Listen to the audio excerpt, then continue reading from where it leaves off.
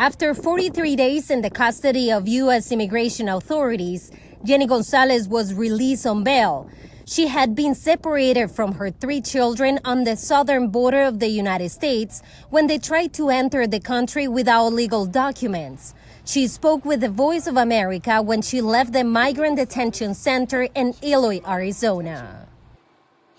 I'm going to look for my children. It has been very difficult, very hard for me. I felt that my heart broke into 1,000 pieces. They snatched my children from my arms.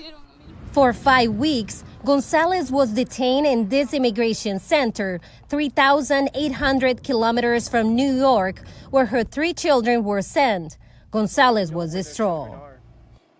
I asked them to please give me a call, and they said no, there were no calls. And I told them, please, I want to know for my children, that I already have days of not knowing about them. And he said, do you know something? You will be deported to Guatemala, and your children, he told me, will remain in the hands of this government. In a VOA interview, Yeni says she was unaware of the zero-tolerance policy that separated her from her children. She says if she had known, she would never have brought her children this way.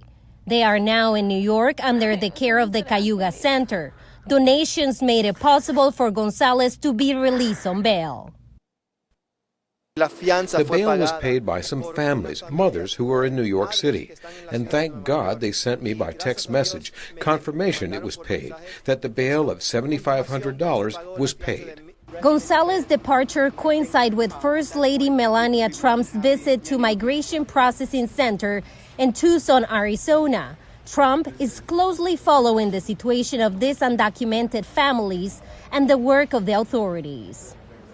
I'm here to support you and give my help, whatever I can, for behalf of children and the families.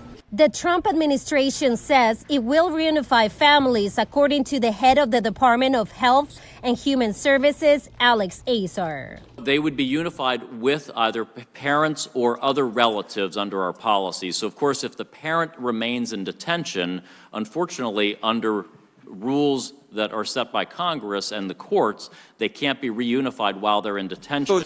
Gonzalez is looking forward to hugging her kids very soon. Celia Mendoza, VOA News, Eloy, Arizona.